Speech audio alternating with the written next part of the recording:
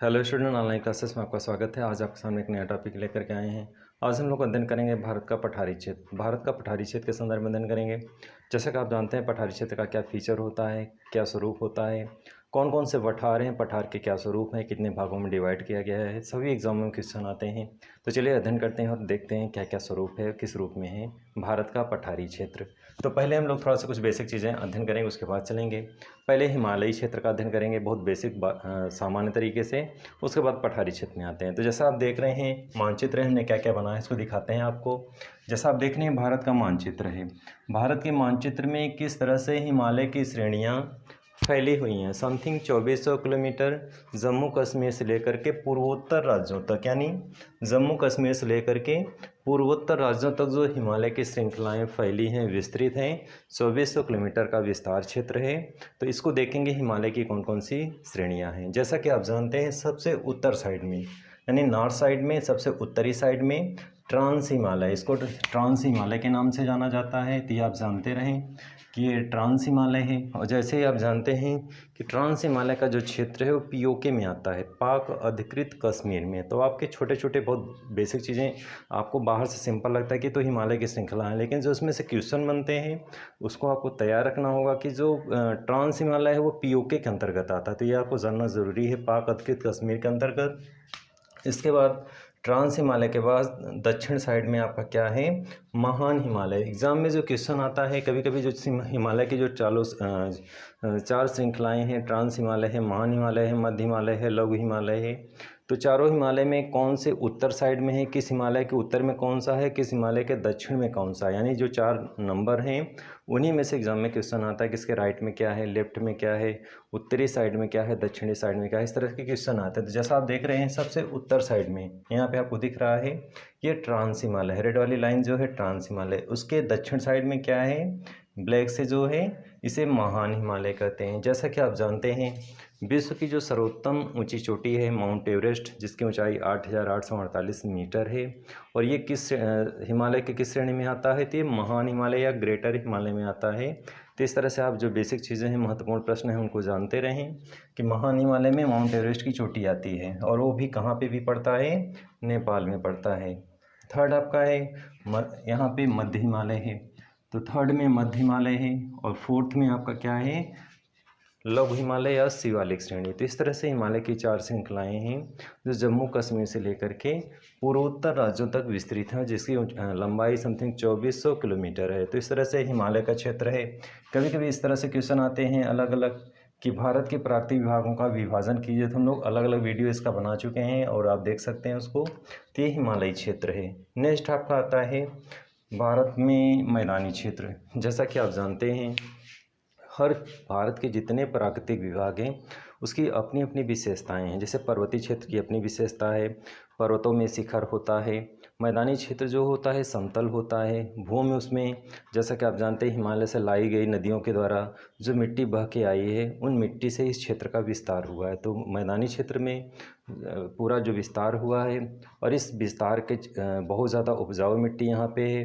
तो इस तरह से मैदानी क्षेत्र अपने आप में वेरी इंपॉर्टेंट है कि मैदानी क्षेत्र का क्या क्या स्वरूप है। जैसा कि आप जानते हैं कि मैदानी जो क्षेत्र है इसमें कौन सी मिट्टी है, जलोढ़ मिट्टी। तो मैदानी क्षेत्र हरिद्वार से कह सकते हैं, हरिद्वार के निचले एरिया से शुरू हो रहा है, फिर इसमें हरियाणा है, दिल्ली है, उत्तर प्रदेश है, बिहार है, और आगे चल के पश्चिम बंगाल है। तो पूरा का पूरा क्षेत्र जो है मैदानी क्षेत्र है, और इसे मैदानी क्षेत्र के नाम से जाना जाता है। तो इस तरह से मैदानी क्षेत्र का अपना एक महत्वपूर्ण स्थान है।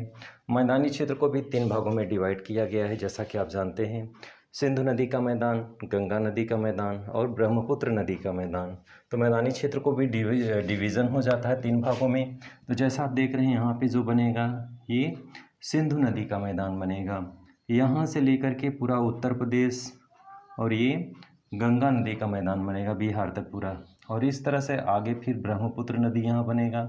तो इस तरह से हिमालय से जो नदी गंगा जी निकल रही हैं, इसका जो मैदान बनेगा 3 भागों में इसके भी डिवाइड कर दिया जाता है। लोग जो है केवल मैदान समझते हैं उत्तर भारत का मैदान। तो आप बेसिक चीज़ों को समझें, जो इम्पोर्टेंट पहलू है कि यानी पूरे मैदानी क्षेत्र को 3 भागों में डिवाइड किया गया है। तो यहाँ पे आपका सबसे जो उत्तर में है सिंधु का मैदान कहलाएगा, बीच वाला जो मध्य वाला है ये गंगा नदी का मैदान कहलाएगा, और लास्ट में ये क्या है, ब्रह्मपुत्र नदी का मैदान। तो उत्तर भारत का तीनों को मिला करके मिक्स करके क्या नाम दिया जाता है, उत्तर भारत का मैदान।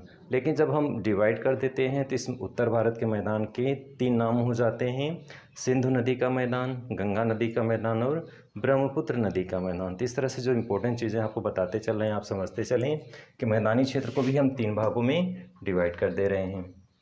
डियर स्टूडेंट, इस तरह से मैदानी क्षेत्र की अपनी एक विशेषता है। मैदानी क्षेत्र जैसा कि आप जानते हैं कि बना कैसे, तो जैसा आप इसका एक लंबा अलग से वीडियो बनना चाहिए, एक ही टॉपिक में पूरा नहीं हो सकता।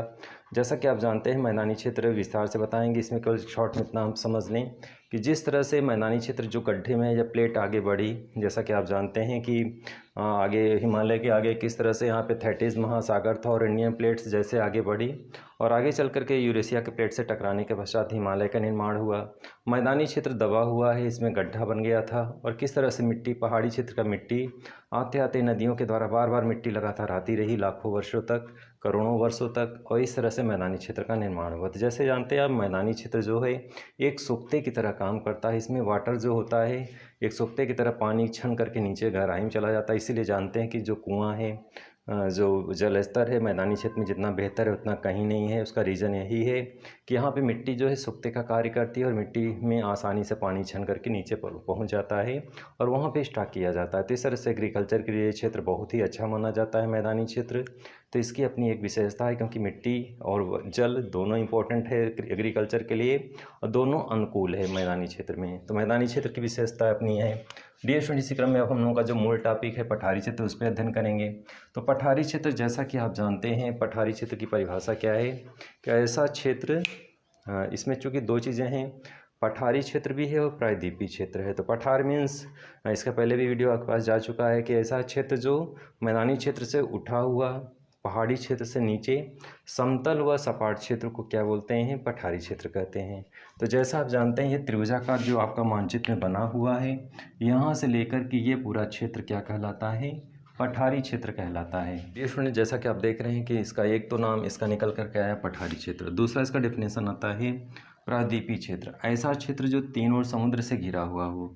तो जैसा आप देख रहे हैं कि पश्चिम बंगाल, इस साइड में जो आपका है बंगाल की खाड़ी है, हिंद महासागर है और इस साइड में अरब सागर है। तो इस तरह से त्रिभुजाकार क्षेत्र क्या है, स्थलीय क्षेत्र, ऐसा त्रिभुजाकार स्थलीय क्षेत्र जो 3 ओर समुद्र से घिरा हो, प्रायद्वीपीय क्षेत्र कहलाता है। तो भारत का ये त्रिभुजाकार क्षेत्र भी 3 ओर समुद्र से घिरा है, इसलिए इसको प्रायद्वीपीय क्षेत्र भी कहते हैं। तो यानी पठारी क्षेत्र के साथ साथ इसे प्रायद्वीपीय क्षेत्र कहते हैं, जो उसकी विशेषता से युक्त है। तो इस तरह से ये पूरा प्रायद्वीपीय क्षेत्र है। अब प्रायद्वीपीय क्षेत्र को भी हम देखेंगे। जैसा कि आप जानते हैं प्रायद्वीपीय क्षेत्र के 2 विभाजन हैं, आप इसको भी जानना चाहिए आपको। प्रायद्वीपीय क्षेत्र के 2 पार्ट हैं, 2 विभाजन हैं।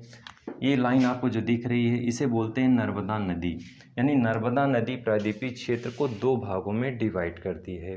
तो नर्मदा नदी एक प्रकार से विभाजक का कार्य करती है और नर्मदा नदी विभाजक के कारण जो है प्रायद्वीपीय क्षेत्र 2 भागों में बट जाता है और 2 भागों में बट जाने के कारण, चूँकि ये पूरा पठारी क्षेत्र है, तो इस तरह से पठारी क्षेत्र के 2 भाग हो जाते हैं। तो यहाँ पे हमने आपको दिखाने का प्रयास किया है कि पठार के 2 पार्ट किए गए हैं, यानी जो यहाँ पे नर्मदा नदी है इसको डिवाइड कर देती है 2 भागों में। तो इस तरह से पठारी क्षेत्र के 2 पार्ट हो जाते हैं। जैसा आपको ब्लैक बोर्ड पे दिखाई दे रहा है कि पठार हमने यहाँ लिखा है और पठारी क्षेत्र को 2 भागों में डिवाइड किया गया है। एक मध्यवर्ती उच्च भूमि है, दूसरा है दक्कन का पठार। तो इस तरह से पठारी क्षेत्र के या पठार के 2 भाग हैं, मध्यवर्ती उच्च भूमि, दूसरा है दक्कन का पठार। आइए हम देखते हैं कि मध्यवर्ती उच्च भूमि किस क्षेत्र में किधर है। तो जैसा आप यहाँ देख रहे हैं नर्मदा नदी है और नर्मदा नदी जो बह रही है किधर बह रही है, अरब सागर में जाके मिल जाती है। तो इस तरह से नर्मदा नदी के जो ऊपर का हिस्सा है यहाँ पे, ये पूरा हिस्सा जो नर्मदा नदी के ऊपर है, ये पूरा क्षेत्र किस में आएगा, मध्यवर्ती उच्च भूमि में आएगा। तो जैसा आप देख रहे हैं यहाँ पे मध्यवर्ती उच्च भूमि में जितने भी यहाँ पे पठार हैं उनके नाम हमने यहाँ पे दर्शाया है, दिखाया है आपको, और मध्य भूमि के नीचे वाले हिस्से में। तो इस तरह से पठारी क्षेत्र का या पठार के 2 भाग हैं, मध्यवर्ती उच्च भूमि है, दक्कन का पठार है। जैसा ब्लैक बोर्ड पर आप देख रहे हैं इस तरह से ये जो ब्लैक से घिरा हुआ है ये पूरा मध्यवर्ती क्षेत्र यानी मध्यवर्ती उच्च भूमि है, यानी सेंटर का ये क्षेत्र है पठारी क्षेत्र का, और नीचे वाला भाग दक्कन का पठार है। अब हम लोग इसी 2 क्षेत्र हैं यानी 2 पार्ट हैं, मध्यवर्ती उच्च भूमि है और दक्कन का पठार है।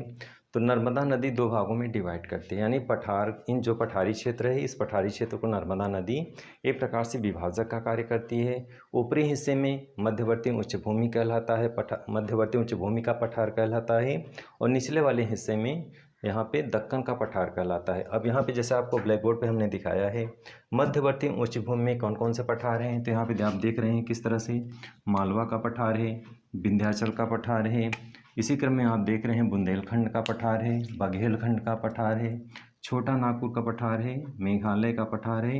ये सभी पठार किस में आएंगे? मध्यवर्ती उच्च भूमि में आएंगे। तो इस तरह से मध्यवर्ती उच्च भूमि के पठार हैं। इसी क्रम में दूसरे साइड में आप देख रहे हैं दक्कन के पठार।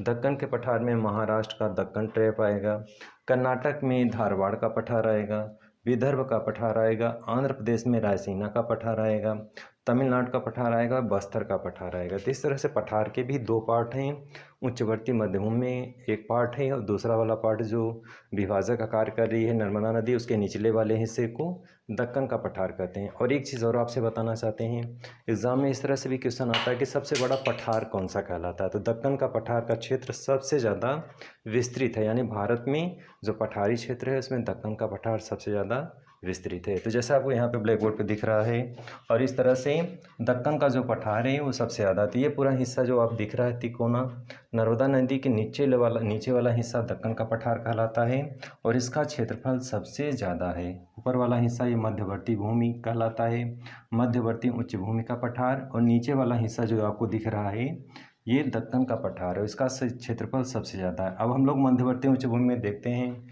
कि कौन कौन से पठार आते हैं। जैसा कि आप देख रहे हैं मध्यवर्ती उच्च भूमि का पठार में देखते हैं मालवा का पठार किस जगह पे है, तो जैसा आप देख रहे हैं यहाँ पे मालवा का पठार, इस जगह पे मालवा का पठार है। सेकंड में विंध्याचल का पठार है, तो इस जगह पे आपका 2 नंबर जहाँ लिखा हुआ है यहाँ पे क्या है? विंध्याचल का पठार। नेक्स्ट थर्ड आपका जहाँ लिखा है यहाँ पे बुंदेलखंड का पठार है। तो इस तरह से नंबर 1 क्या लिखा हुआ है? मालवा का पठार है। जो नंबर यहाँ पे लिखे हुए हैं वही नंबर हमने यहाँ पे लिख दिया है, जो कि मानचित्र के अंदर लिख देते तो आपको कैमरे के माध्यम से क्लियर ना दिखता, इसलिए नंबर यहाँ पे जो नंबर लिखे हुए हैं वो मानचित्र पे हमने आपको दर्शा दिया, जिससे आपको समझने में आसानी होगी कि मालवा का पठार जैसे यहाँ पे नंबर 1 पे लिखा है, तो यहाँ पे नंबर 1 पे यहाँ पे इस जगह पे क्या है? मालवा का पठार। कभी कभी हाई स्कूल बोर्ड एग्जाम में दर्शाने के लिए भी आता है, बड़ी बड़ी परीक्षाओं में भी एग्जाम में इस तरह से इंपॉर्टेंट क्वेश्चन है कौन से पठार कैसे, तो आपको संपूर्ण सभी स्टूडेंट के लिए इंपॉर्टेंट है, जो तैयारी कर रहे हैं उनके लिए भी है और जो बोर्ड परीक्षार्थी हैं उनके लिए भी मानचित्र में भरने के लिए जाता है, उनके लिए भी महत्वपूर्ण है। तो जैसा आप देख रहे हैं कि मालवा का पठार कहाँ पे है? इस जगह पे है, तो आपके मानचित्र के माध्यम से आप समझ सकते हैं।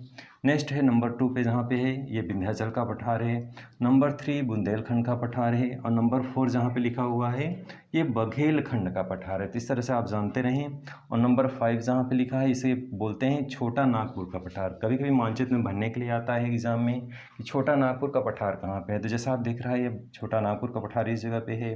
और इस तरह से नेक्स्ट 6 मेघालय का पठार, 6 नंबर यहाँ आपको दिख रहा है ये मेघालय का पठार है, इसे पूर्वोत्तर भारत का क्षेत्र भी कहलाता है ये।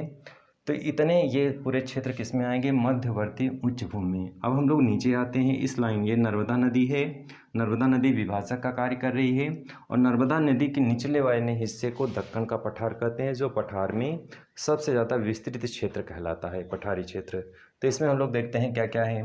तो जैसा देख रहे हैं आप नर्मदा नदी के ही निचले वाले हिस्से में जो पठारी क्षेत्र है उसमें क्या क्या है, तो नंबर 1 है महाराष्ट्र का पठार। तो जैसा आप जान रहे हैं कि पूरा क्षेत्र तो दक्कन का पठार कहलाएगा, लेकिन जैसे जैसे हम जिस क्षेत्र में जाएंगे उस क्षेत्र के नाम से वो पठार कहलाता है। पूरा तो दक्कन का पठार कहलाएगा, लेकिन जिस एरिया में जाएंगे, जिस स्टेट में जाएंगे, जिस राज्य में जाएंगे, उस राज्य के नाम पर वो पठार कहलाता है। तो पूरा का पूरा क्षेत्र दक्कन का पठार कहलाता है, लेकिन एरिया वाइज अगर हम देखेंगे तो यहाँ पे महाराष्ट्र का पठार है, इसे महाराष्ट्र दक्कन ट्रैप भी बोला जाता है। इसमें एक विशेषता और बताना चाहते हैं आपको। जैसा कि आप जानते हैं ये प्लेट डिवाइड हुई थी, जब कहते हैं कि प्लेट शुरू में दक्षिण गोलार्ध में था, पूरा का पूरा इंडिया पहले कहाँ पे था? दक्षिण गोलार्ध में। ये घटना आज की नहीं है, करोड़ों साल पहले की है। पृथ्वी की प्लेटें पहले कहते हैं एक ही, जैसे आज इतने महाद्वीप हैं, पहले एक ही एरिया पूरा था, स्थलीय क्षेत्र एक ही था, और ये विखंडन हुआ। प्लेट जब इंडिया का जो प्लेट है ये प्लेट आगे यूरेशिया से जब टकराती है तो यहाँ पे क्या होता है, क्योंकि ये हिस्सा जो है अफ्रीका से सटा हुआ था, तो इस तरह से आगे बढ़ने के कारण पृथ्वी ये जो इंडिया का हिस्सा जो अलग हुआ है, तो यहाँ पे आगे चल करके जो अरब सागर का जो प्लेट है इसमें टकराने से जो ज्वालामुखी थे वे बहुत तीव्र गति से विस्फोट हुआ और विस्फोट होने के कारण ये पूरा का पूरा लावा जो है इंडिया के इस क्षेत्र में आया। तो कहने का मतलब है जो महाराष्ट्र का क्षेत्र है उसमें लावा इतना ज़्यादा पूरी परत जम गया विस्फोट होने के बाद कि वहाँ के जो प्लेटें हैं बहुत ज़्यादा हार्ड हैं।